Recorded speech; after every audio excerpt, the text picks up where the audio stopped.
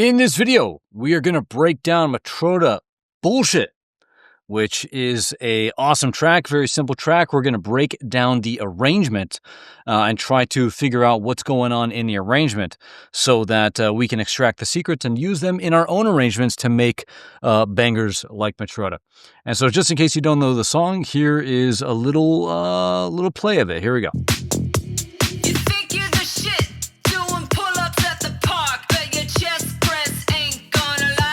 And then, of course, the bullshit.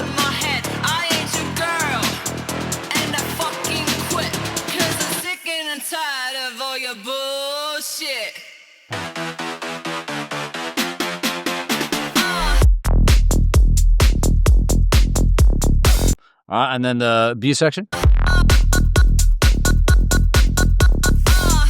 There you go. That is a little play of the track, and let's head over now to actually not Ableton yet. What I'm going to do is we're going to go through like last time. Well, I won't. There we go.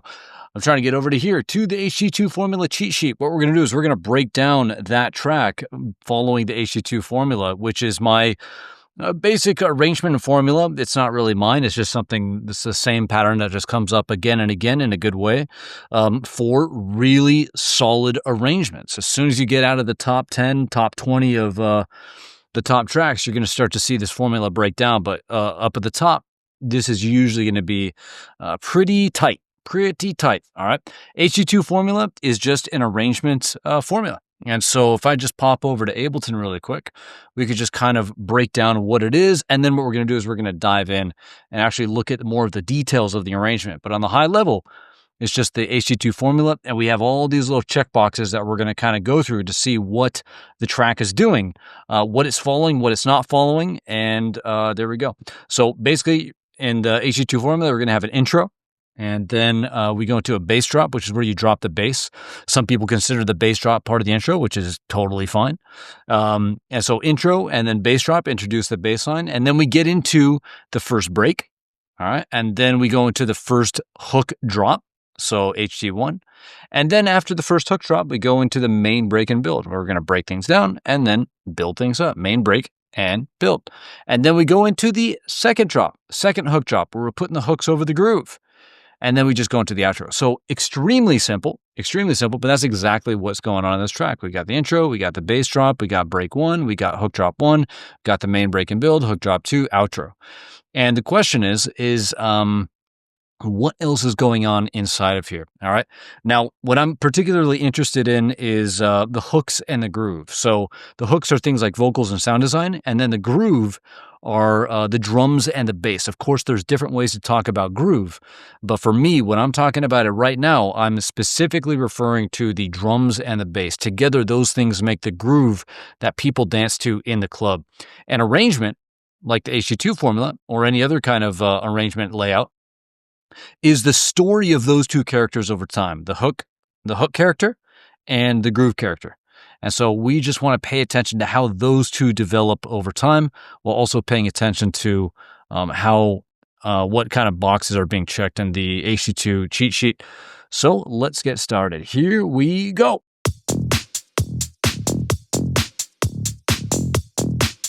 All right, so intro. What do we need to do in the intro? Beats. All right, so he's got the beats, but what I'm going to do is I'm going to come over here and just make a copy real quick, and then we're going to do cheat sheet and bullshit. And I think he stylized it like that. There we go. Okay, cool. So make a copy. And then we could just kind of check the boxes off as we go. Let's go ahead and fit this here. Okay, cool. So beats. Now, he also has a bass in there, which kind of reminds me of, which isn't too common. A lot of times you just have like, high-pass drums or something to make it easy for DJs. Here we've got a bass in here, a little bit of a unique thing right there. A little bit of an identifier. This also kind of reminds me of Diet Coke. Diet Coke has a little bit of a bass in the intro as well. All right, so let's start mapping out some of the things in here. So we got the beats, and beat is just going to be drums. We're going to just keep it high level and see what we find. And we got the bass. It's not the full bass. The full bass is going to come in the bass drop. And by full bass, both the lows are not present. because of the high pass, but also it's not the full bass line. That's not all the MIDI notes, but here we go. All right, so let's do HP for high pass. I guess I'll just bring this down too.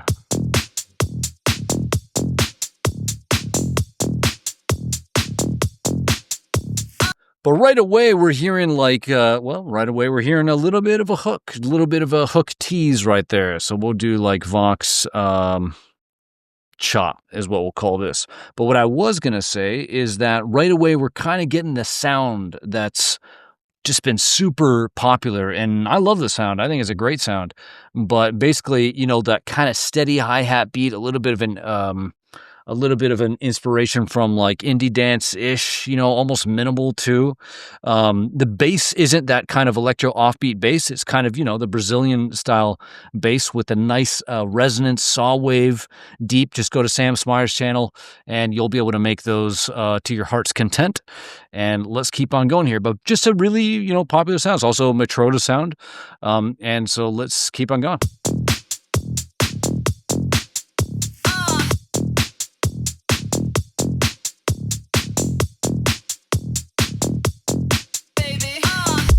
All right, cool. So a little bit of baby, Now we're getting into the bass drop. So what we can do is we can kind of flesh out the arrangement map at the same time just to kind of see what's going on. And so we'll just go like this. This is going to be the intro. So we'll just write intro. And of course, you can download this MIDI clip if you want to. Link in the description. And cool. So what we're going to do is we've got all this. We got a little bit of an intro hook tease because of those vocals there, right? What's an intro hook tease? It's a tease of the hook that's in the intro. Wow, I actually just said it backward. So there we go. A section, B section. Now, if I have an asterisk right here, that just means maybe. Maybe. Sometimes like you'll have in the intro like a high pass section and then you go into like a full kick. Whatever.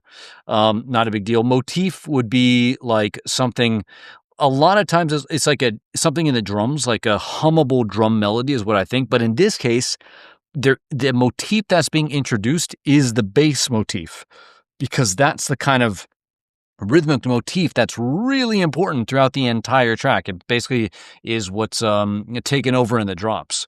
But here for the intro, what are we trying to do? Intros and outros are for DJs, not producers. This is not a place to get creative. You can get creative if you want to. It's just that the DJs who play the music in the clubs are probably not going to play it because it's going to create headaches for them. And, we don't want to do that. So we want to keep it simple for the DJ, and that's fair enough over here. So let's keep on going into the next section, which is going to be the bass drop. So I'll just label that BD for bass drop. And this is where we drop the bass. The bass drop is where we drop the bass. Apparently, a lot of the names are just flipped in terms of the description. But here we're going to give, let's read the description. The bass drop is where we introduce the bass line, and only the bass line. We want to teach people how to move, groove, and dance to the track before we start throwing hooks on top. All right? And that's what the hook drops are for, which are going to be like over here. This is where we're going to put hooks on top. Now, this track's pretty minimal in the drops, so we'll look at that when we get there. But so when we get to the bass drop, what do we expect to be there? What does the listener expect to be there? And now some people will just mix right through this and just mix into the break. Other DJs will mix starting at the bass drop. So, it's up to you. But just to play it safe, it's good just to let the bass drop just kind of be. Just introduce the bass line. So here, what do we get?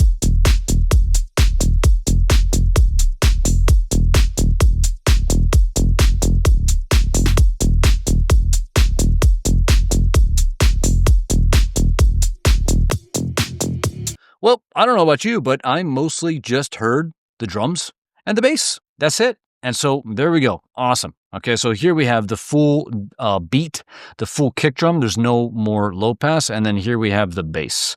So that's awesome. All right, and it's just the bass drop. Okay, and then we're getting a little bit of pull into the next section, which is going to be break 1. So I'm just going to write B1 right here, and we're going to color that in my break color, which is blue. And then here is going to be a little bit of a reverse. And I think it's a reverse vocal because why would we have a reverse vocal there? My guess is that we're going into a vocal. And so here is we're going to put a reverse vocal, and let's see what we got to do in the next section. Well, here in the bass drop, what do we got? We got the bass line. Now, this is an 8-bar bass line. I'm sorry, this is an 8-bar bass drop.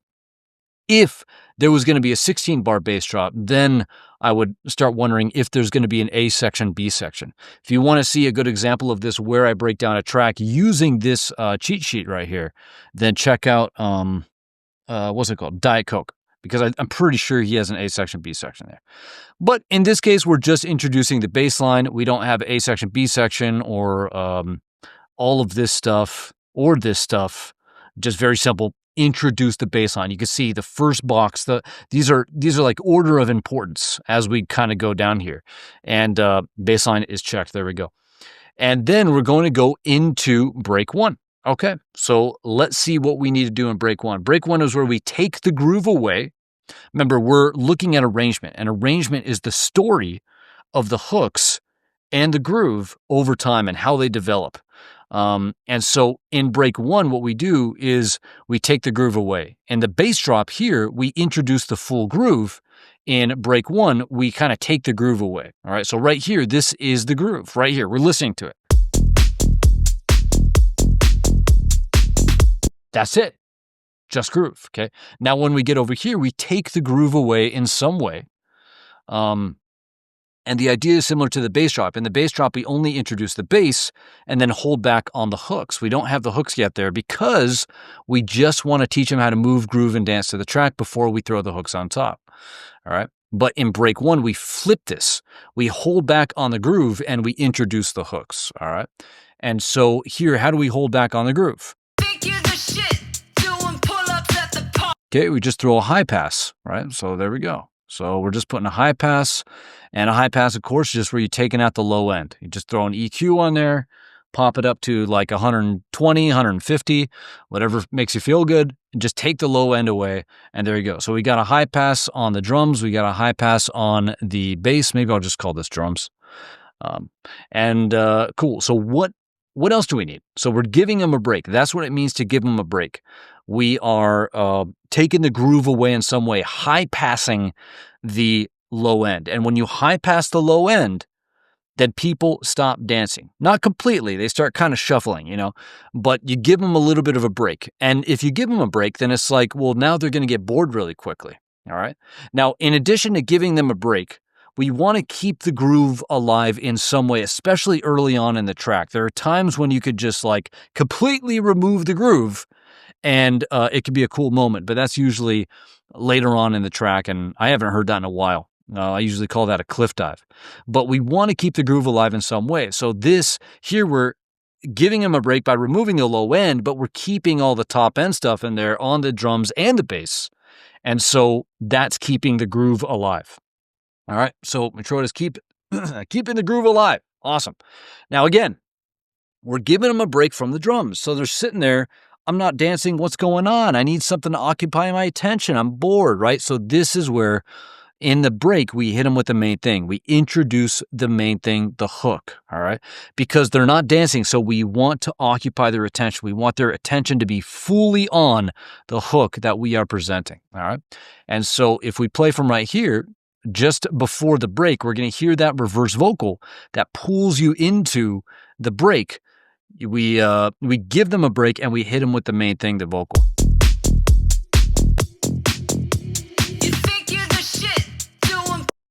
There we go, right? Okay, so let's go ahead and put that right there.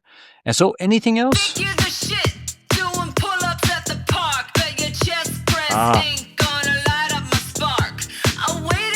You can hear that kind of wide layer playing the kind of bass melody coming up right there. And so we'll go ahead and pop that guy in. So actually this effect needs to be colored brown, even though it's a reverse vocal. Okay, cool. And then here, what I want to do is I want to get like wide, we'll do synth, wide bass layer. There we go. And color that like that. Now this is just kind of gaining up. Maybe it's low passing up. We'll figure it out over time. But it's just creeping up. It's creeping in. Creeping up. There we go. Okay, let's go back over here. All right, so introduce the main thing. Has he done that? Absolutely. All right. Now, what we want to do is once you've given them a break, right, you remove the low end in some way, you've kind of pulled back on the groove, you hit them with the main thing. So again, these two, right, or these three technically, have to do completely with the hooks and the groove, because arrangement is the story of the hooks and the groove. All right. But now once we've introduced that main thing and people have stopped dancing, what we want to do is we want to start building tension. Why? Because we want to work people back to the drop, because that's what they're really excited about. They want to see and hear the hooks over the groove. All right. And so let's see how this tension is being built. And this sound right here with that wide synth coming up is a tension building element. So now, very simple if you wanted to do something like this. Like if you have a bass, and I'm pretty sure his bass is mono. Let's see. Yeah. So he's got a mono bass right there, meaning that it's down the middle in the stereo image. But over here, he's got a mono bass and he's creeping up this wide layer, that's on the sides, obviously, because it's wide. But that's really good stereo placement of these two sounds. These are both kind of bass sounds. We got the main bass down the middle, but then we have this wide kind of creeping bass that's coming up. And so just good mixing, right? Very simple, extremely simple. It's not even mixing. This is just sound design, because you just, instead of like one voice in Serum, you have like two voices of unison or something, or maybe four if you want to get crazy. But, this is just a mono, this is just wide, and it's just creeping up on the sides while the vocal's down the middle. That's another consideration, because this bass sound right here, while it is high passed and it is coming up, it's sitting in both the space of the bass and the vocal, because it's also moving into the mid-range. But in both cases, the bass is down the middle, the vocal's down the middle, but this guy's creeping up wide. So just extremely simple, kind of three-dimensional planning right there. Just extremely simple.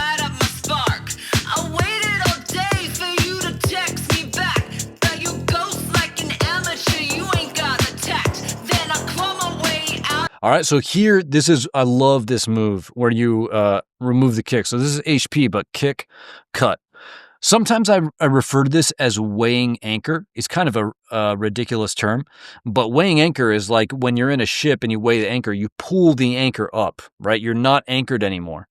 And that's really what's going on here. The kick is the anchor of the track. You take out the kick, you're removing the anchor of the track, and it gives this kind of floating feeling, right? You don't have that stability anymore. That move in and of itself creates tension, because it creates tension for when that stability comes back in the drop, right? But right here, when we shift into the second 8 bars now of the break here, we're starting to get some of these tension building elements. This sound is still continuing to creep up. We're removing the kick, which builds tension just by removing the anchor of the track. All right, we're getting more of the vocal, but what else is happening? Let's see.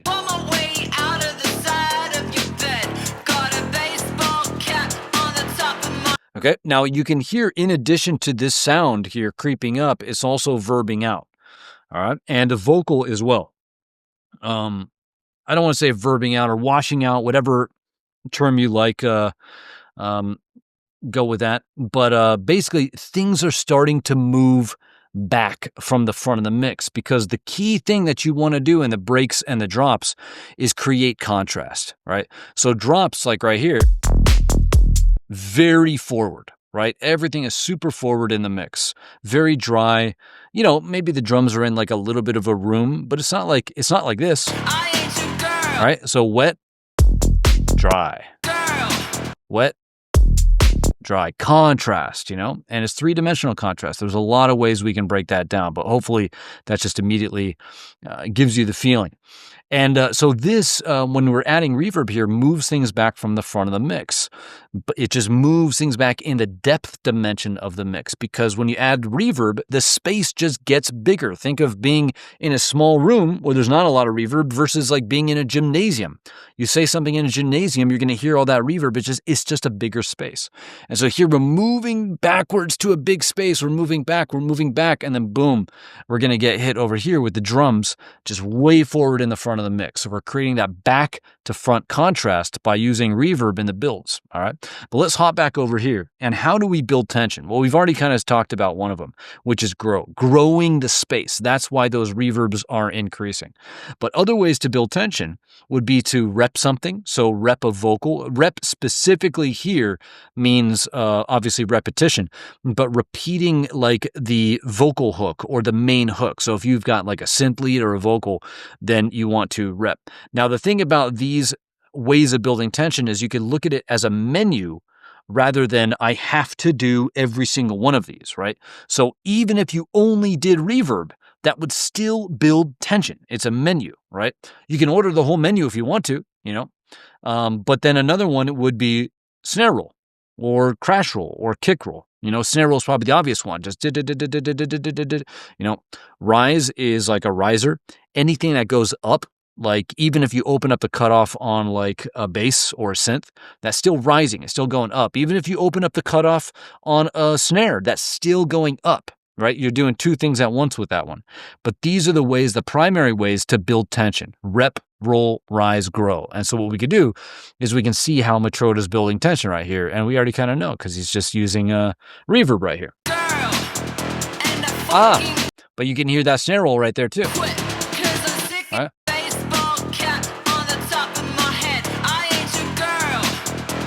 So it just starts coming in right here, right towards the end where we're going to get that snare roll. So we'll do SN roll. Cool. So right there, getting that nice little snare roll. Cool. So what else? All right. So let's cut all of this here except for the vocal. Okay, and head back over here because we got to talk about that. But in terms of building tension, what did you did? Well, we got the roll and we've got the grow. We didn't really have any kind of riser. Maybe you can consider this sound opening up as a riser. Sure, you know, totally. But there's no kind of, I didn't hear any dedicated risers. No rep, but absolutely building tension. All right, now this is what we need to talk about now. So PIPO for me stands for pattern interrupt pay off. PIPO, pattern interrupt pay off. Because what's happening here is we're building tension, and then we interrupt that pattern of building tension. So listen. Building tension, right? And then guess what happens? That pattern of building tension is interrupted. Okay, that's what I mean, pattern interrupt. So PI, pattern interrupt, and then payoff. So after the building pattern gets interrupted abruptly, what happens is everybody's now paying attention, right? Our brain, it hijacks the brain, right? We're getting tension. Holy shit, something crazy is going to happen. All of a sudden it stops. We're like, what's going on? And then that's when everybody's paying attention. You hit them with the main thing. And that's right here. Sick and tired of all your bullshit. And, you know, the song's called what? Bullshit, right? And that whole line right there is contrasted. This is getting into songwriting. But if you just listen to the rhythm of everything. All right. Notice how rhythmic the performance of the vocal is, right? Girl right there is probably the most legato vocal, but right here, the style, the way that the bullshit is performed is in contrast to any other vocal delivery before. And so it just makes it stands out a little bit. I'm sick and tired of all that is rhythmic, and then bullshit, she holds it, it's legato. And so that makes it stand out in and of itself, right? Remember what I was saying? Contrast, right? Sick and tired of all your bullshit. Cool. All right. And so let's head back over here. But do we have a PIPO? Yes, we do. We have a pattern interrupt, and then we have a payoff. All right. So there we go. This mode transition is just a momentum transition. This is where you just keep going right up to the edge at the start of the drop, and then it just, boom, explodes into the drop. You don't hear those as much. The PIPO transitions are everywhere because they're extremely powerful and will never, ever get sick of them, no matter how many times we hear it, because it just hijacks the brain. It creates anticipation, the buildup of dopamine, and then the explosion of dopamine. And so that's why payoffs are awesome. Okay, cool. Now, again, these are kind of optional, but like creating a sense of atmosphere, he's doing that just from the reverbs. Entry into the break, is he doing any kind of entry? Let's see. Nope, no entry. Just going in clean. I love it, right? Not over producing, just going in clean, because resting on the laurels of the awesome vocal hook. Cool. So let's kind of go back between the bass drop and break one. So we are introducing these characters, and I'm talking about the groove and the hooks separately. All right. So in the groove here, or in the bass drop, we're introducing the groove just by itself. Now in the break, we switch that, right? Because we take the groove in some way, and we just introduce the main hook. All right, so what we're doing is we're introducing those two characters separately, groove here and then hooks here. Now, typically what would happen is you would get the hooks and groove playing together over here, and they will a little bit, not fully. It's not like, for example, Matroda's taking this vocal and then playing it fully over the drop, and we'll get into it. But we're still getting some of the pieces of the hook on top, and he's using the kind of primary hook to create another one in the B section. We'll get there. I'm jumping ahead, but to create a new rhythmic kind of vocal chop hook. All right. But let's see what's going on in this payoff, and then we'll get into the drop over here. Here we go. But what I want to just finish up what I was saying right here is we're introducing these characters separately. First the groove, then the hooks. But the listener is smart. They know subconsciously they expect these two characters will come together. And this expectation creates a low level of tension through break one, which gets released into the hook drop here, HG1, which is when the hooks and groove come together for the first time. All right. Now, that's what's going to happen here, just in a pretty minimal way. But let's check it out. Here we go. All right. So I'm just going to do like a payoff synth right here. So synth payoff. There we go. And yeah, so we're just going to go like this. All right. So this is what I would call like an extension. We would expect the drop to land right here, but that payoff is extended. So I call that a payoff extension. Something that I caution producers early on from doing, but in this case, I'll just break down why it works. Like number one, it's rhythmic, and it signals when the drop actually starts. The danger of doing this stuff, a couple of them. One is that if the listener expects the drop to happen right here and it doesn't, then they're just going to kind of like look around in the club being like, am I the only idiot who, you know what I mean? They're just looking around like, wait, am I the only idiot here? And then they're like, okay, no, everyone else is kind of like looking around, wondering what's going on anyway too. And then over here, this little fill right here recounts when the drop is going to start. So now everybody in the club is able to get locked in again on when that drop is to be expected, which is going to be right after that little fill. And so if you're going to do an extension, just make sure you count off when that drop is coming back, because otherwise you rob someone of exceeding their expectations, right? They had that expectation right there. You denied it. And that's okay, because as long as you set up that expectation again, then when you drop in, then you can meet it or even exceed it, which is what ultimately pays off all that dopamine that's building up through here. As soon as we land, boom, then it gets released, right? Then you get that dopamine explosion right there. All right, here we go. All right, so I'm just going to put like a little bit of a fill right here. Awesome. There we go. Cool. Boom. And there's that little ah. Let's get the little ah over here. Ah. Nice. Clean. So clean. All right, cool. Let's go over here like this. Now, one thing I'm going to do right here, just so the grid doesn't get all weird looking, because you can already see the grid for me is giving me a headache because we're now off grid. So I'm just going to do an insert time signature right there. And now if we zoom out, you'll see that everything is nicely back on grid, which makes me happy. All right, so here we go. Nice, so we got that heavy resonance bass on the saw wave. We've got you know, that steady eighth note hat, just very much the meta of the drums and the bass right now. I love it. Let's see what else.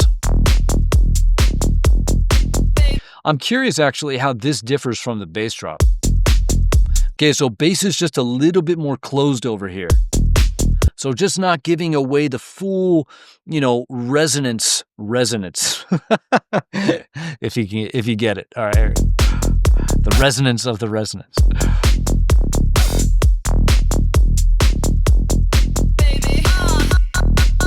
All right, you can see, right? Now we're getting a little bit of hooks over the groove. We didn't get that before.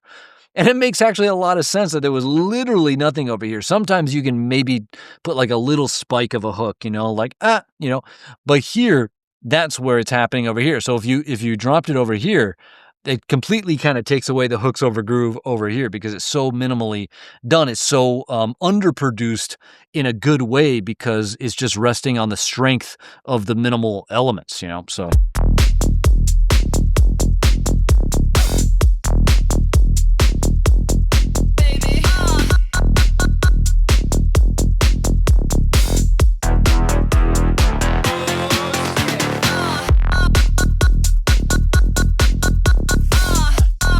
Okay, cool. So I'm just getting ahead because there's some cool things we could talk about here. So let's go ahead and map out the drop. So I'll go drop, and then let's color this red. And this will be, well, I should call this a hook drop 1, where the hooks come over the groove. Awesome. So one thing that we can talk about here is punks, because this is actually flawless and simple in its execution of what I call punks. So punks are is short for punctuation points, and punctuation points, you know, if you think about grammar, like an English sentence, maybe you have a comma in the middle, maybe you have like a period in the end, you know, but a period is more dramatic than a comma, you know, but the whole point is like there's kind of a grammar to an 8-bar section, and within that grammar, there's a hierarchy. And so what typically happens is like we have these kind of important structural moments in a 8-bar section, the grammar of the 8-bar section. So halfway through, we might get a little spike of something cool, you know, and then towards the end, we get a little spike of something cool, you know, and that's exactly what's happening here. And so when it happens halfway through, it's about 4 bars in. All right. So I call that the punk at the 4-bar mark. Or for the shorthand, it would just be the P4. So punk at the 4, right? And then here at the 8 or at the end, it would be the P8 or the punk around the 8-bar mark, all right? But that's what we're getting. Now, in between the 4 and the 8, we also have then the 2 and then the 6. And in this case, for Matroda, he's got the 2, the 4, the 6, and the 8. Now, the 8 is going to be usually the most important one, the most dramatic one, because it helps you reset going into the next 8 bars. So you get something really exciting, and then you're able to keep going. So there's a hierarchy. So the P8 is usually going to be the biggest one. And then down from the P8, you've got the P4, so the halfway through mark, because that's usually pretty exciting. And then the smaller ones are going to be the P2 or the P2 and the P6. All right. So now, let me freaking show you that, right? So we can literally just map this out. Watch this. Okay, so there we go. That is a little P2. You can hear a little bit of a vocal on that as well, but if we keep on playing.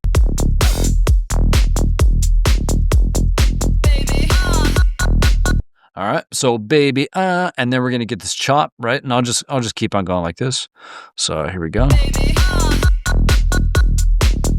So what is more important, a splash hat like this or the main hook of the entire track?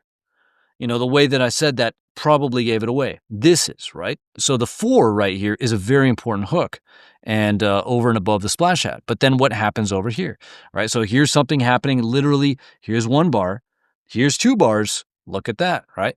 Now, here's 3 bars, here's 4. Look at that. Now we're getting a little punk around the 4-bar mark. Can you guess what happens over here? I bet you can. Oh, look at that. P6, splash hat. All right.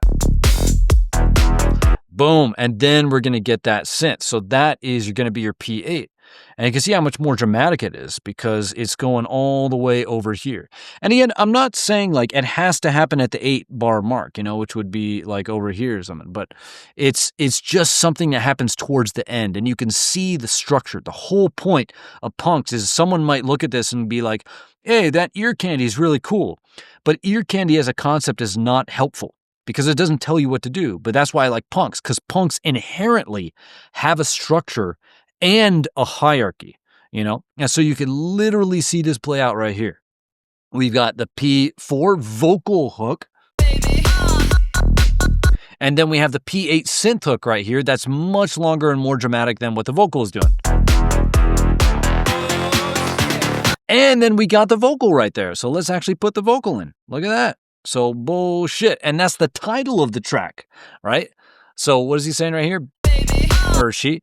Baby, Are those lyrics significant to the title? No. But what about the P8?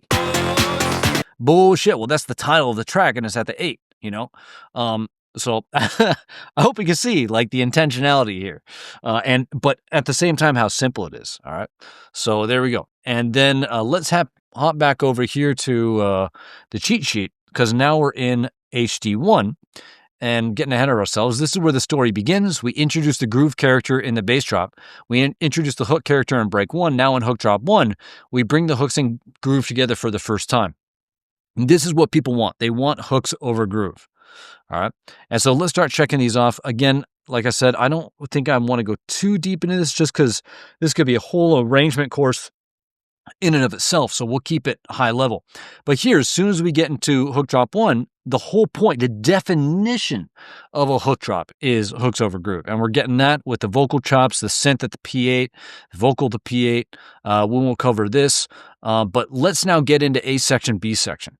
Here we go. So what happens now? So in this is only a 16-bar drop, so it's pretty short, but we can still define it in terms of an A section, B section. So let's see what happens in the next 8 bars that can make us call it or can justify us calling it a B section. Let's check it out.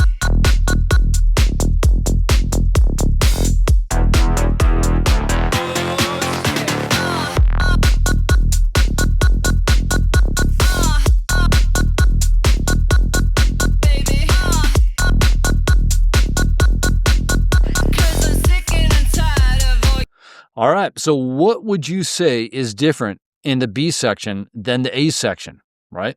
Well, maybe the vocal chop. All right, so in the A section, this is mostly just like, I would say groove and punks, just like that. And then here, this will be groove, punks, and chop, right? So groove, that's groove, that's not groove, groove, punks, chop. There we go. And so that would just be the chop. So maybe we'll color these just contrasting colors. There's that word again. There we go. And let's check out the punks. Let's see if the punk structure is still intact, which usually it is. And one thing I want to mention is usually the P2 and the P6 are always the same sound. There's literally one track that comes to mind that didn't do this, which was Chris Lake and Raji Band's Toxic. But so giving you an example of that makes it completely undermine the wealth of other tracks where the 2 and the 6 are the same thing like in this one, but that's okay. Usually the 2 and the 6 are the same. So let's check it out. Let's see if the punk structure is the same. Okay. One thing I want to point out is that we can even consider a 1. So a P1 would be something that happens at the 1-bar mark. I tend to call that an entry, but it's still a punk. It's still an important structural moment. That's what punks are. And I was saying how ear candy is not a very helpful concept, but you can think of punks as structured ear candy. You know what I mean? And so the 1 is an extremely important, what's it called? Like moment. And so I'm just going to pop it down here because it's on the bass, but you can hear that kind of false start. So false start for me was like where you just kind of cut out the drums or something happens. You don't get everything, but the bass is just kind of growling right here. Bam, right? So there you go. So you got a 1. I think it doesn't happen as dramatically right here. Actually, it just starts on the offbeat. That's crazy. That's crazy. Okay, and then here. So there's the P2. Here we go over here. Now, what I like about this a lot is the fact that this vocal chop right here, back in the first 8 bars, kind of teased what the lift was going to be in the second 8 bars. And so we heard what the lift was going to be before it even happened, right? Foreshadowing, just presenting something so that it becomes familiar later on, right? So we feel always connected to what happens in the track as the story unfolds. This is just like foreshadowing in a movie, you know, and it's similar. But now we're going to get the full chop developed. But you can see the P4 is just exactly what's going on over here. Just now we're developing the idea of the chop.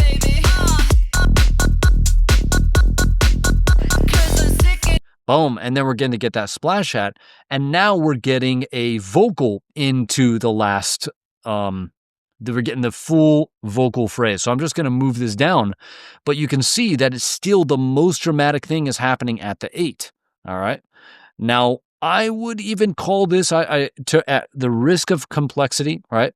Because I try to keep these things as simple as possible to completely overcome the over complexification that I see a lot of times.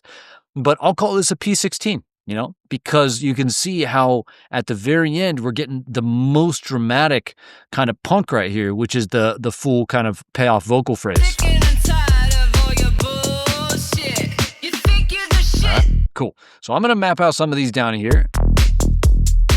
So here we're just getting a little bit of a vocal chop, just like that. Maybe we can even, I'm not going to map out the splash hat. That's too small. And then here we got the little synth guy. And then we also have a little bit of the vocal right here.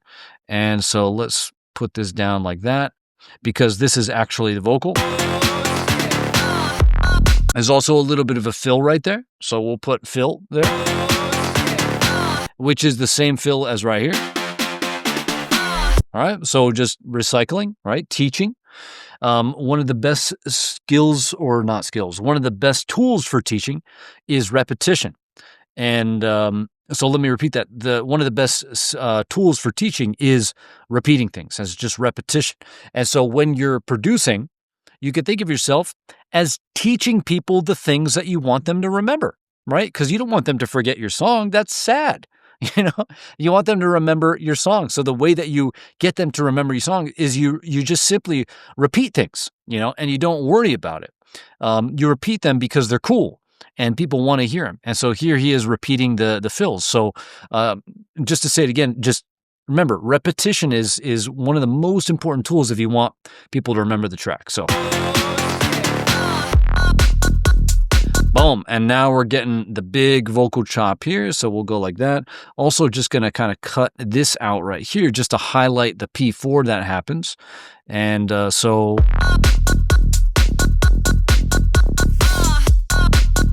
okay, we're getting that splash out, of course.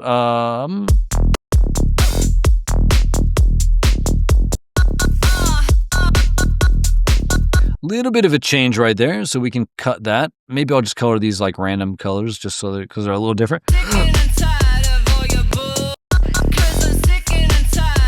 All right, and there we go. So I'm gonna put this right here.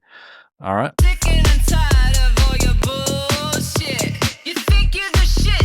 Okay, cool. All right, so let's hop back over here. So in hook drop 1, what's going on? Do we have A section, B section? We do. So in this case, it's mostly just, we already broke it down, but it's the groove and the punks right here.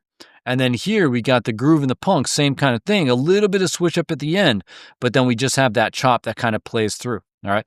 Now, that's what CLT is. I'll just briefly break it down, but CLT stands for chill, lift, and transition. Chill, lift, and transition. You can remember that because if you think about the second letter of the word lift, all of a sudden it becomes a nice little mnemonic device. But CLT is chill, lift, transition. And so in the second 8 bars here, even though there's a B section, we're lifting the energy with that vocal chop. So there is indeed a lift here. All right. And so we'll just do a B section lift. There we go. AB edit is just a little bit of a change, a little bit of an edit from A to B. And so what that is right here. So when we switch from A section to B section, right there, does something happen, right? Does something exciting happen to just move us over into the next 8 bars? And of course, something does.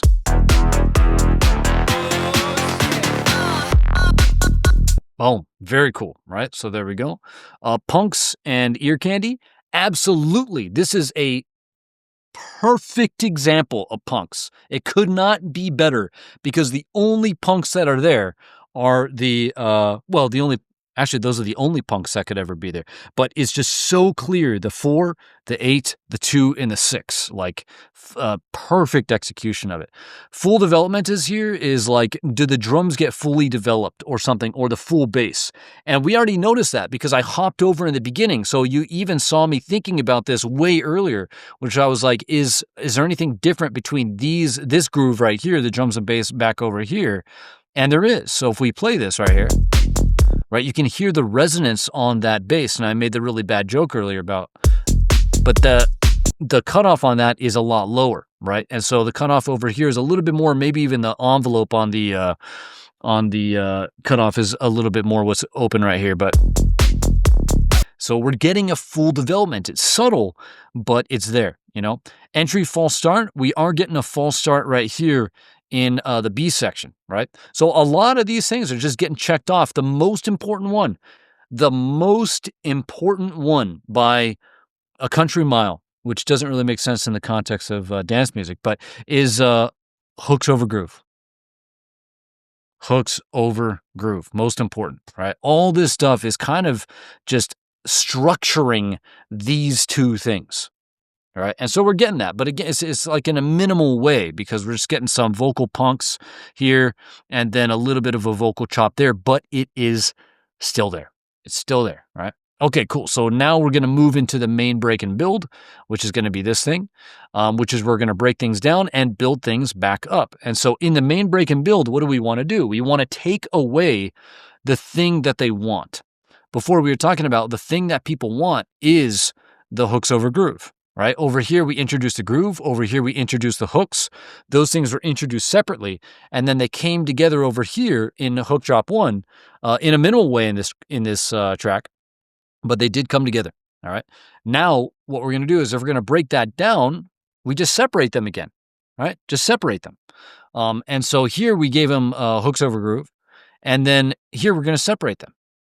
Why do we want to separate them? Because we want to tease their return over here, you know? Return of the Jedi. Is that the name of the movie? Anyway, so here we go. Okay. Now, the transition into the main break and build. Okay, there's kind of 3 ways you can go into it.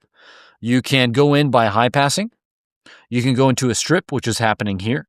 Or you can go into a cliff dive. Cliff dive is where you completely take the groove away and you just go into like atmosphere or a hook. High pass settle is what's going on over here. This is a high pass settle.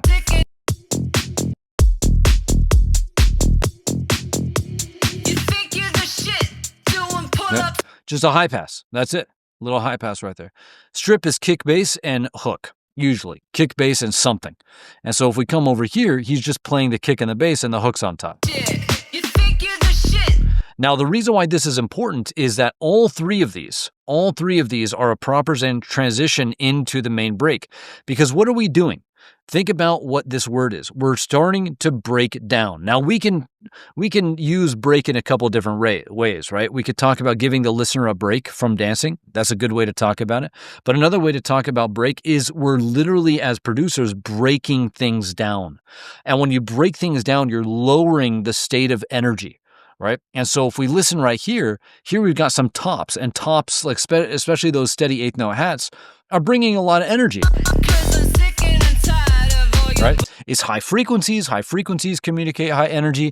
Nice steady tops. That's energy. But as soon as we step into here, we're starting to step down in energy. We're breaking the track down in terms of the elements, and we're breaking the energy down. All right. And of course, those ultimately end up being the same thing, you know, but.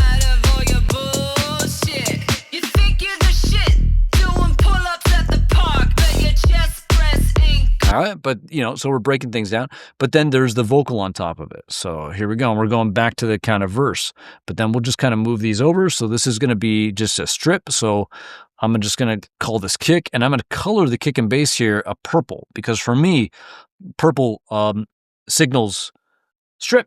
So there we go. Okay, let's see what else is going on over here. So we got the transition, we've got the strip. Maybe I'll give that a little bit of a bold right there. And then the V-taper. So this is all what we were just talking about. V-taper is if I can quickly pull something up. Let me see if I can pull something up, because it's kind of funny. And so what I'm going to do is I'm going to search V-taper. I hope I can find it quickly. Come on, come on. It's indexing. Let's go to pictures. Do we find it? Oh, come on. All right, I'm going to try one more thing. What if I just space it? There we go. Nice. I got it. Okay. Okay, here we go. Why? Oh, it won't let me do it because I have the screen all the way open. Hold up. Let's see. There we go. V-taper. There you go. All right. So HD1, and then we break things down in the main break and build, and then we go back up. So HD2. Right? So this is the V-taper. We're going down in energy, and then we're going up. All right?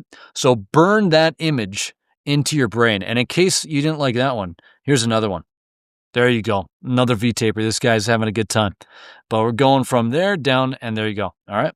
So that is the V-taper that you will never now forget. Down, then up. Okay? Let me just show you that again. So down and then up. All right?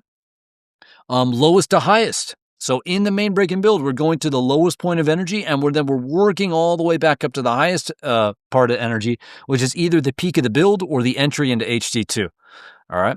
But all this stuff is probably going to happen. So let's go ahead and check it out. So now we've been talking about the down energy, and we're moving in steps. So for example, if we hop back over to Ableton, and let me just pop Chrome back up here. So if we go back over to Ableton, and we're stepping down. So up here, right? Full drop here. Step down here. Step down, because now there's no low end, right? So here there's no tops, but now there's no low end, right? If there's no low end, like people are not dancing. Here they're kind of dancing, maybe not as intensely as over here. They're still dancing. But then here they're just shuffling. So we're stepping down the energy. And that is stepping down, right? So we're definitely stepping down. Okay, cool. Let's go back over here and see what else is going on.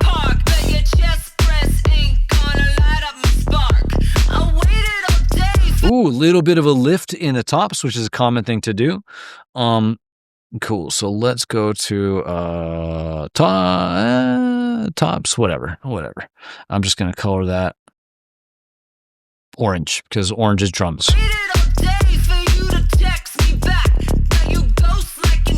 Now, this is actually kick plus clap or snare. I'll just use CL snare. Cool.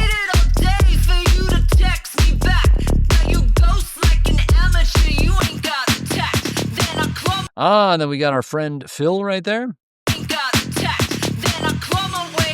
Okay, then we got this nice kind of effects here where we're going up and then we're going down into a nice little atmosphere, opening up the what? Opening up the space. So we're going up and then down because we want to create a nice little sense of atmosphere. Push that mix back like we were just talking about. So this whole thing right here is going to be the main break and build. So we'll just do MBB and maybe we'll chunk that up or break that up a little bit later, but okay, now we got that synth coming up again, so I'm just going to randomly draw that. So this is going to creep up again. Okay, so we can move that over. So now the kick and bass over here are going to be a high pass. So we'll just do HP and pull that down, and that's HP.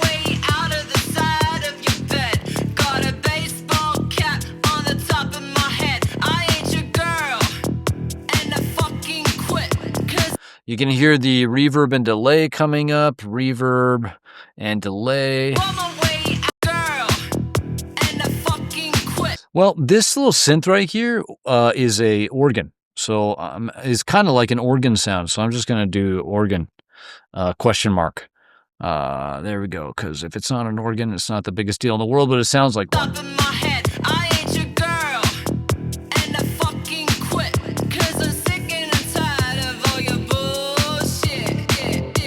All right. What does that sound like to you? This right here. Listen.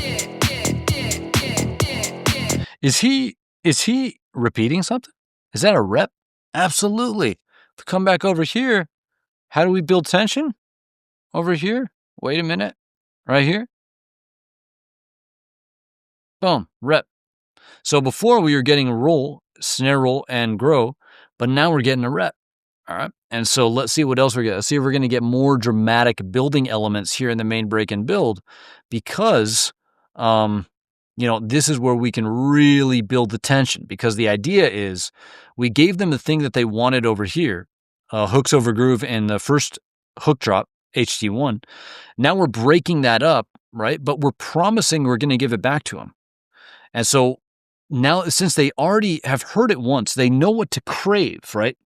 We're kind of tapping into like crave psychology here, creating a sense of craving. No one can crave something that they haven't had before. Well, here we've given it to them, right? They're hooked. They're addicted in a good way. And then we broke that up, and it's like, well, dude, I want it again. Give it to me again. And so now that we know that they want it, we can play games with them. We can really make them wait for it, right? And then just make them just tease that out, and then finally hit them with it. And so that's why in the main break and build, you can really, really double down on the tension, much more so than over here. In one sense, because, over here, we haven't even got into it yet. But getting into it is the whole point of why we can now really draw that tension out. And so we'll typically get longer build sections here, and we'll typically get more dramatic tension building elements over here, because we can really double down on the tension and the anticipation in the listener's mind of getting that thing back. They want it back. Give it to them. All right, so here we go. All right, so let's put a Vox rep. So we'll do a shit rep. There we go.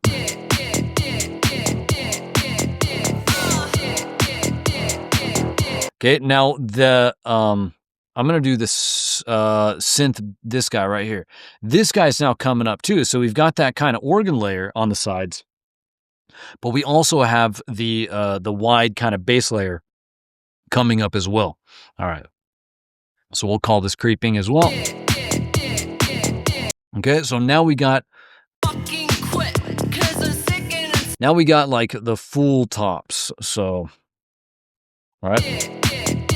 You can hear that offbeat kind of hat. Okay. So that little guy.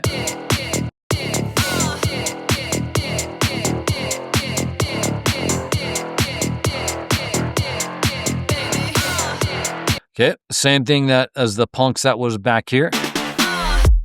Or right here, maybe? Yeah. Yep. So same as that.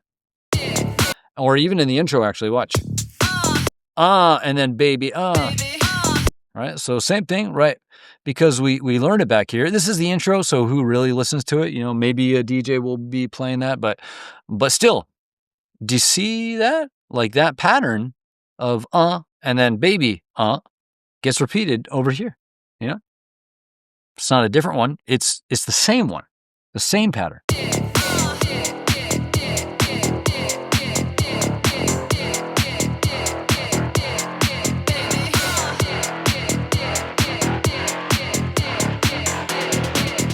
Ooh, there we go. That snare roll's coming in, but it's coming in a lot earlier than it did before. Same move, too. No kick, cut, weighing the anchor, removing the anchor, pulling the anchor up. Now the ship's floating. Holy shit, oh my God, are we going to get blown away in the wind? I don't know. I don't feel safe anymore. I don't feel stable. There's a low-level anxiety that I feel. Please give me the stability back, right? That's what's going on in the listener's mind.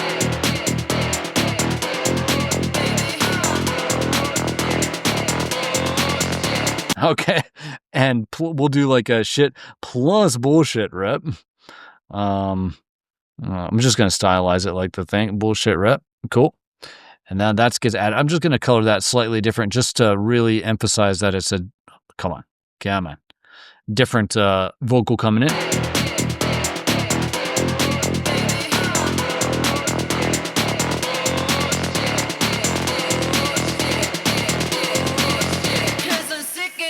Nice. All right, so let's cut all this off. This is going to be the payoff, so I'll color that yellow. That's going to be pay off. Sick and tired of all your bullshit. Same thing. So we got that synth payoff right there. We've got the fill counting us back in. And let's see. Okay. So I'm just curious because, producers love to get fancy, and good for them. We're all creative people. But let's just look at something real quick. Let's see. Sick and tired of all your bullshit. Okay, and then here we have the first one. Sick and tired of all your bullshit.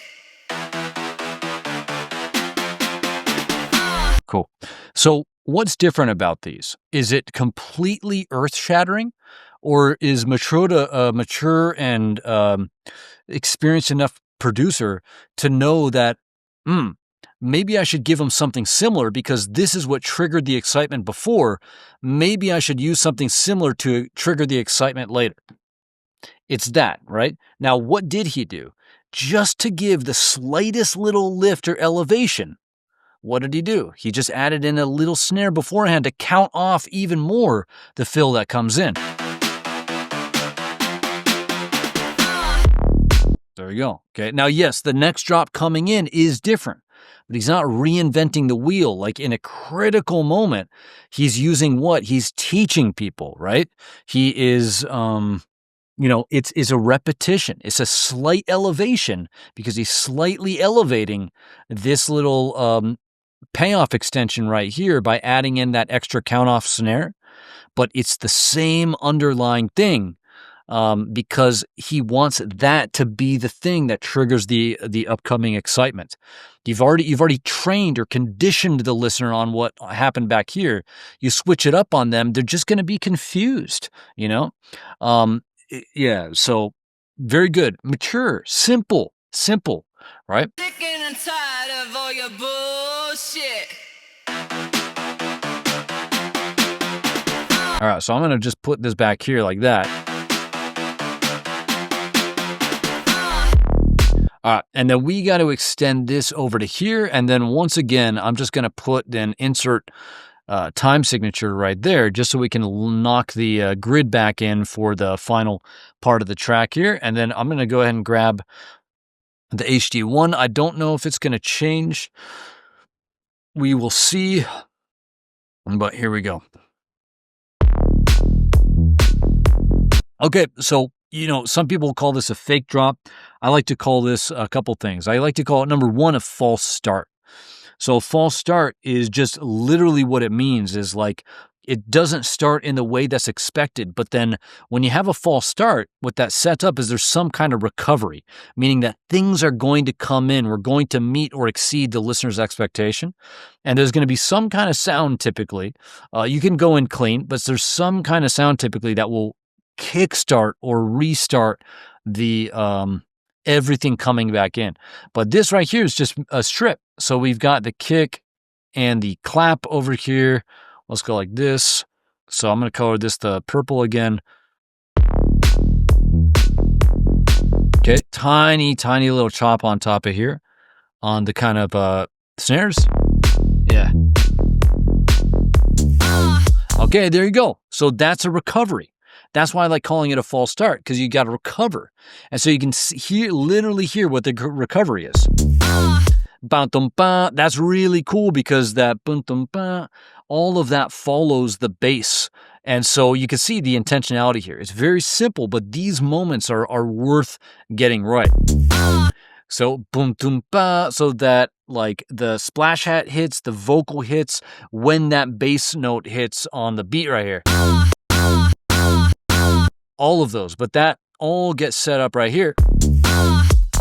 And then everything comes back in. That right there is the recovery. All right, cool. So I'm going to go like this, and we'll just do like yellow because yellow's anything that I want to highlight because it's a very bright color. Recovery. There we go.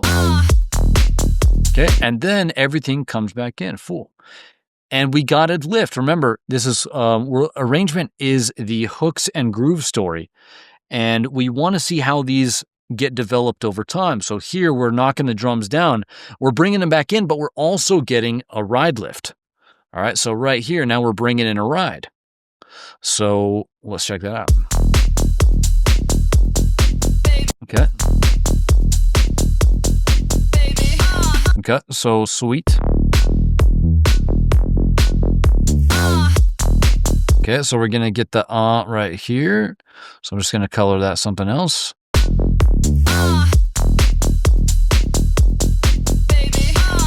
Okay, and that was the same kind of chop that came up before, the punk at the 4 with the chop. Okay, repeating.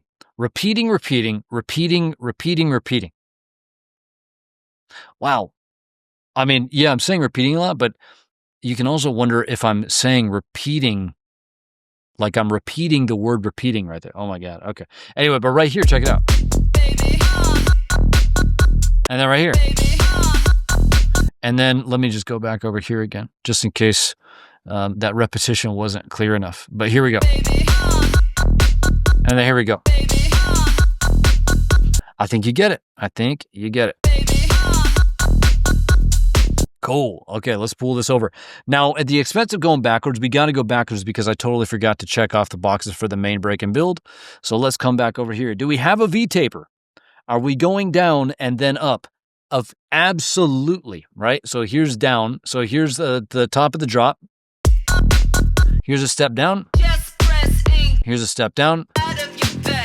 Now here we're starting to build it back up through. So if I just play right here, all right, there you go. That's build. Are we going down then up? Absolutely. Are we going from lowest to highest?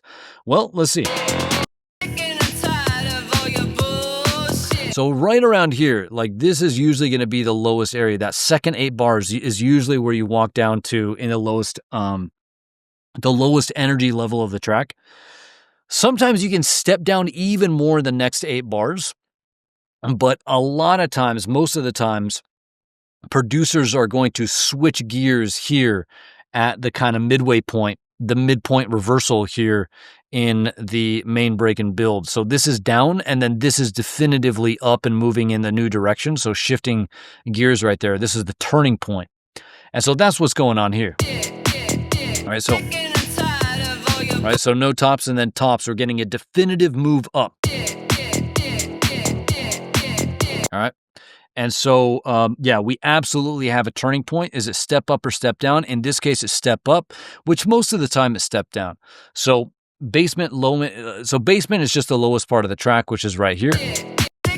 So we definitely have that. And this should actually be up over here. Like that. Okay. And then we have the up energy, and it's rep, roll, rise, grow. We have the rep, the shit, and then it becomes bullshit. Then we have the roll. We probably have a rise in there somewhere, but we definitely have grow. We looked at the reverb. So similar to what was happening in the first breakdown, but in this case, we've got just an additional rep. We're extending the roll. We're extending the entire build section.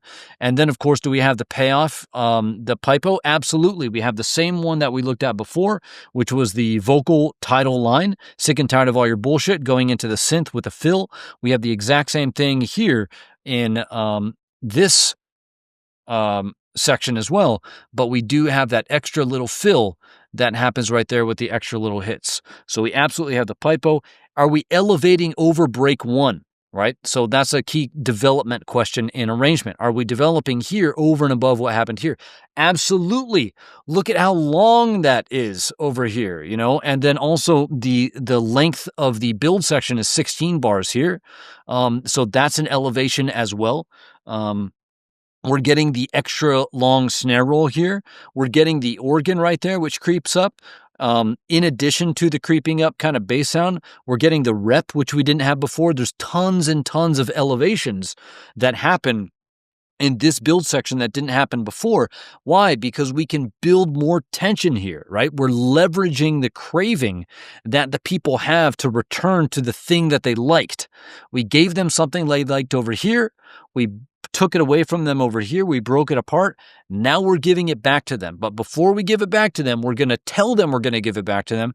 We're going to promise we're going to give it back to them. We're going to make them wait for it. We're going to tease them and tease them and tease them and tease them, and then they're going to get it. And that's what creates the ultimate dopamine explosion, right? And so all of that stuff is awesome. So no payoff extensions right here. In this case, Matroda is definitely not giving us a no on this one. There's so many double negatives there. He is absolutely doing a payoff extension, but what happens is that he is counting it off. So if you're going to do a payoff extension and knock the track into a different time zone, then just make sure you count off when that drop is coming back so people don't feel like total morons on the dance floor in the most critical possible moment in the entire track. All right. And so yeah, looking at this, that's all good. Like, right? Just checking off most of the boxes. And then coming over to the next drop right here, the punchline of HT2 is just give it back to them. Just give it back to them. Like, don't reinvent the wheel. Don't like change up the hook structure. Don't like think that arrangement is going to be the thing that makes you like a total genius. No.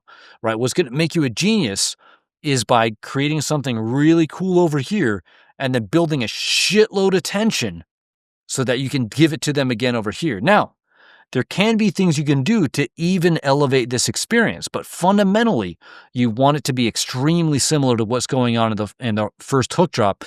Otherwise, if a producer didn't, I would seriously question if they truly understand what songwriting is about or what storytelling is all about in like a dance track. And the fundamental story of a dance track is going to be give them what they want, take it away, and give it back to them. If something happens over here that's different, then the producer's not giving it back to them. And fundamentally what it is a bait and switch. No one likes a bait and switch, right? Here, you're promising them you're going to give it to them, and then you don't deliver on the promise if this is different.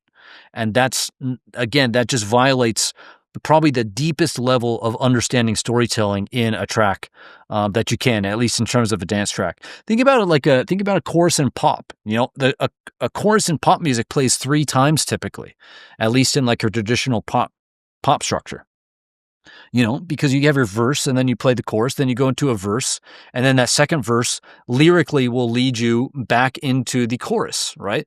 But if you sing a different chorus, it's like, dude, what's going on? Like, the whole point in pop music of having 3 choruses is by the end of the song, every single person that has ever listened to it can sing the freaking song on one rinse through the track, you know? And so just repetition itself is just so critical to the effective storytelling of a track. And so let's move on and let's see what else we got to do. All right. But just like in HG1, the most critical box is hooks over groove. And then it's just kind of how you kind of structure that.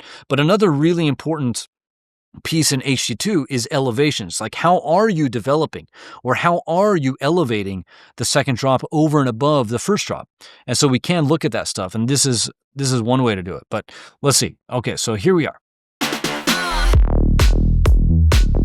That right there is an elevation. That did not happen in the first drop.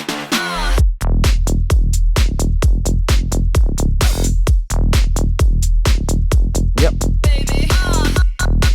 All right, so you're just going into the groove. You're just getting into the groove of things. But here, after all this tension, you're building up this huge wall. 'Cause I'm sick and tired of all your bullshit. And then here, huge moment on the dance floor because you're just like going all in on just the kick and the bass, the groove elements. And yeah, there's a clap in there, but mostly just kick and bass. Then we got the recovery, the ride lift, which is another elevation. So even within this first drop, this first 8 bars, we're getting some pretty dramatic elevations over and above what happened before, but structurally and hook-wise, it's the same. So we're getting that, and then we're getting the same P4 as what was happening before. I'm sorry, so this is just 4 bars, not 8 bars. So even in the first 4 bars, we're getting some pretty big differences with the strip intro, the recovery, the ride lift, all that stuff.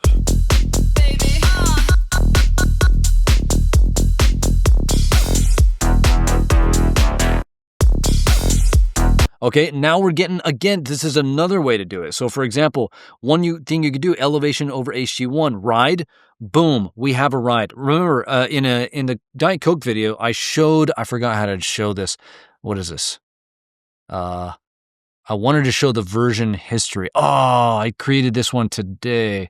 But if I come back to here, for example, and show the version history of the first one, you'll see that I made this thing way back in the day. You know, or not even the way back in the day, just several years ago, though. So over 2 years ago. And so if I go back here, you'll see this is basically the same thing. This is my version in July 2023. So it's not like I'm listening to the Matroda track and just coming up with things to check off. This was literally made years ago, but today in 2025, it's still the same thing. All right. And so when we come over here, it's just the same boxes that we're checking. It's just the effective things to do in the story. So let's get rid of this here. And I lost track of exactly what I was talking about, but we can certainly get back on point.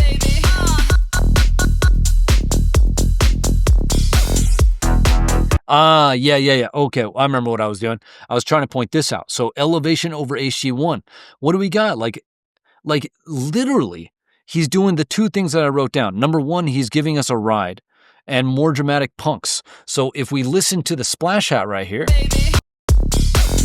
okay, that's a punk, right? Remember, that's a P6. That's a more dramatic punk than what was happening over here, right? Listen. 1 splash hat over here. Where are we? Right here. Dramatic 2 double splash hat. Oh my God. But that's it. That's exactly right. It's not a complete rewrite of the track.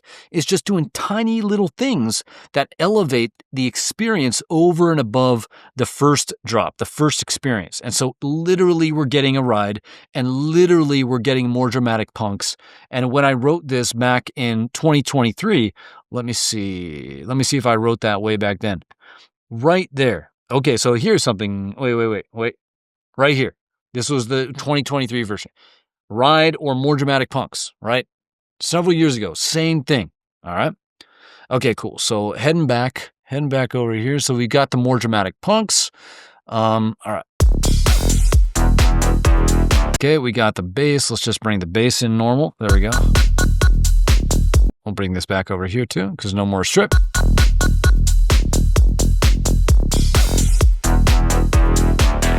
And then we're getting the synth, so same thing that happened before. So the punk structure is similar, just slightly elevated.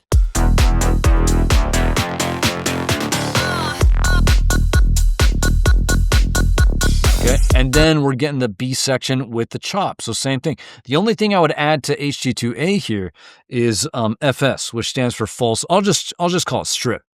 So there we go. We got strip, groove and punks. And then here we've got groove punks, and then we got the chop again, so same as before. So I can come over here and just literally go like this probably, and just move this over.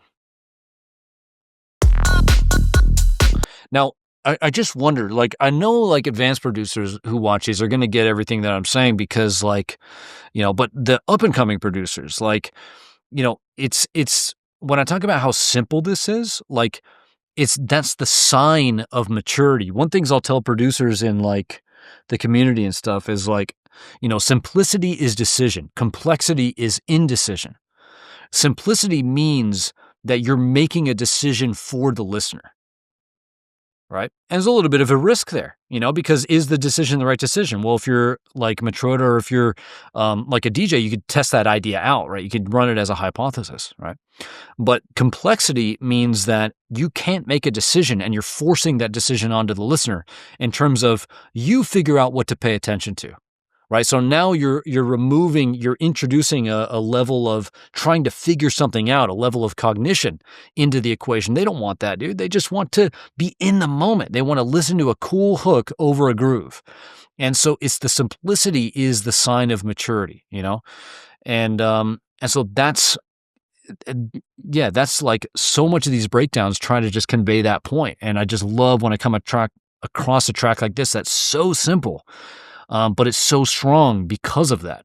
And yeah, I could just hear people wanting to change dramatically things that are going on here. And it's like, why? You know, it's probably because they're insecure. They think, well, they need to like do something dramatically different than what they did over here. But again, that misses the point of the story. The whole idea is that you set something up here, right? You plant the seed and then you kind of like water it and then it grows and it comes back in a way, you know, like you give them something that they like here and you give it to them again over there. Otherwise the fundamental story is kind of broken. But anyway, so getting back on point. Yeah, see, we're getting those dramatic punks right there. That's really cool. Okay, so I'm gonna just kind of map that out. So let's see. So I think it's like over here. So he's just playing these guys there. So I'm just gonna actually be a little bit more specific here. Maybe I'll color these differently. There we go. And then I think it's the same story right there.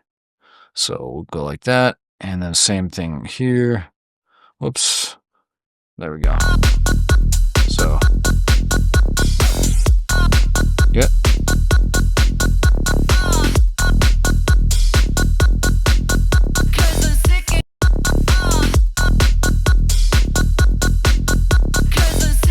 Okay, so this one was not a crazy dramatic one, probably because he just made a decision because he didn't want to get in the way into something more important, which is the hook. So right here, this guy. Nice, okay, so.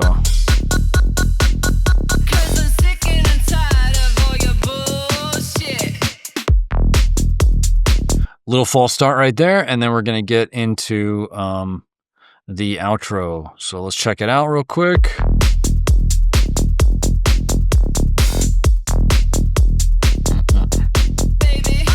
Okay. A little bit of punks. So what we could do is let's go back over to the hook drop. So A section, B section, absolutely. B section lift I'm going to write in this case. So this will be a lift. So definitely had a B section lift. A section lift, CLT does not apply because it's only 8 bars, but we do get a B section lift. A-B edit, absolutely. Same as the beginning. Punks and ear candy, absolutely. Elevations, we got a ride and punks. Front loading is when we're bringing excitement faster early into the track. That's not happening here.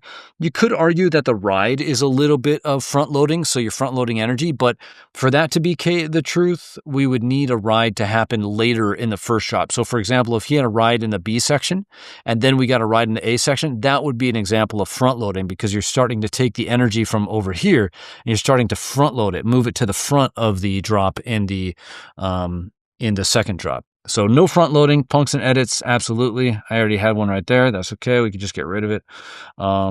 Entry false start, absolutely. This is one of the elevations over the other one. So we have the false start strip and we have the recovery. And then outro, we're getting in the outro right now. So once again, intros and outros are for DJs, not producers. Keep it simple for the DJ, groove then beats. And so that's probably what's going to happen over here. I thought sometimes there's probably some version of this I had where you can do like punks. So if I just go like this, punks, because that's what he's doing. He's doing vocal punks right here. So.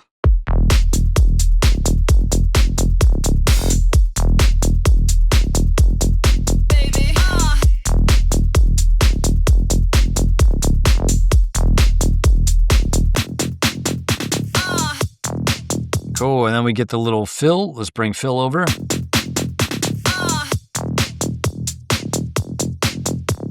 Is that just high pass?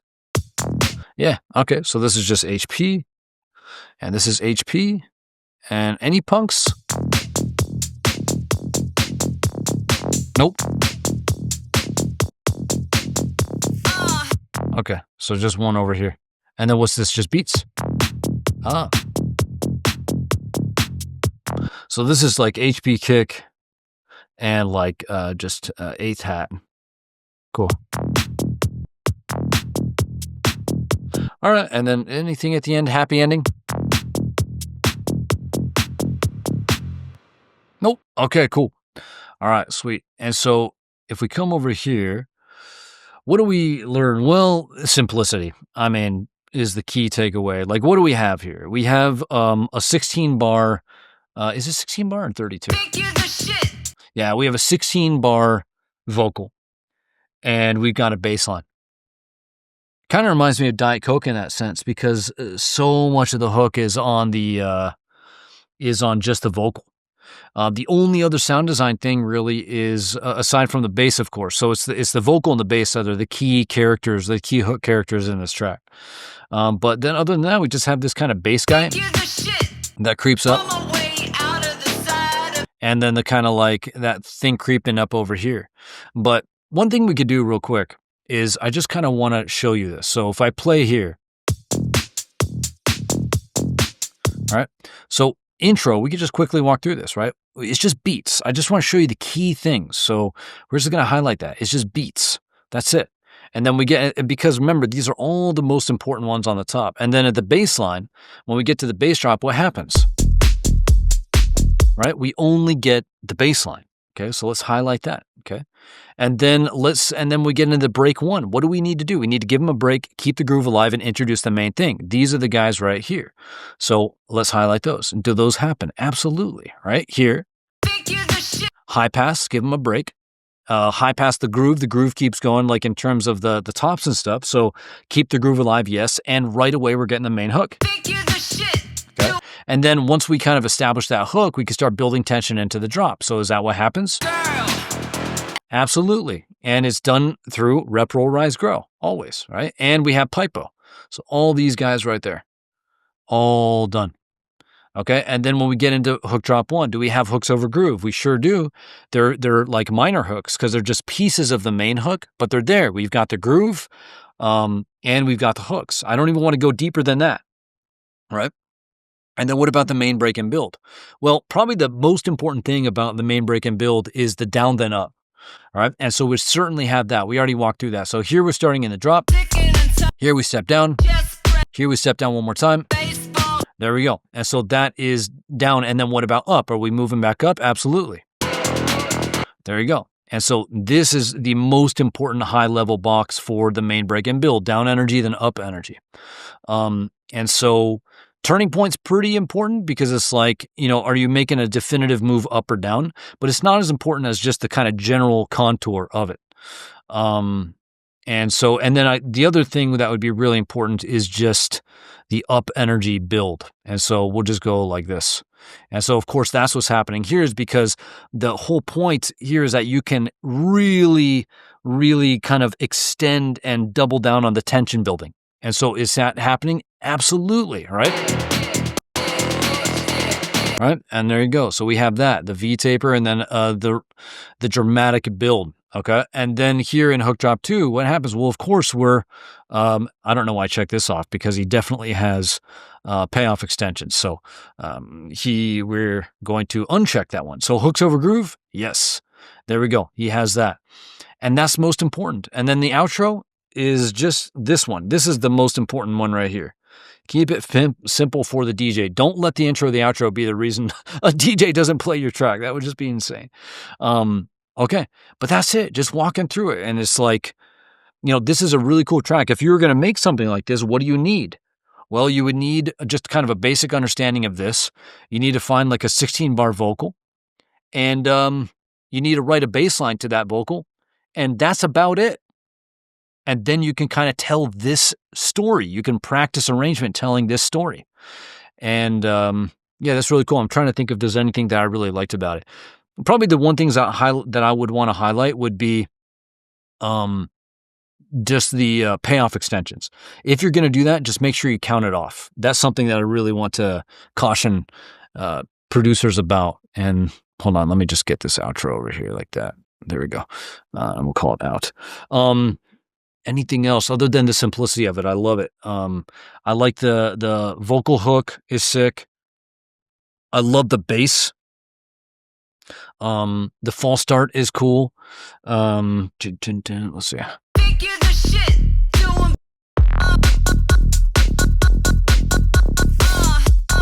I love the punks. The punks I love that because it's just such a crystal clear example of punks. The 4, the 8, and then the 2 and the 6. So I guess that's it. Pretty simple. Like, that's probably the biggest takeaway for me is just the simplicity of this and the power that comes from the simplicity. And so if you've got your own comments or insights about this track, leave them down below. If you've got any questions about this track, leave them down below. And of course, you can download this MIDI map if you want. Link is in the description. You can also download and get access to the cheat sheet if you want as well. So you can use it in your tracks just to kind of develop arrangements and get a better sense of arrangement. And that's it. That's all I got for you. Thanks for watching, and I'll see you in the next breakdown. Peace.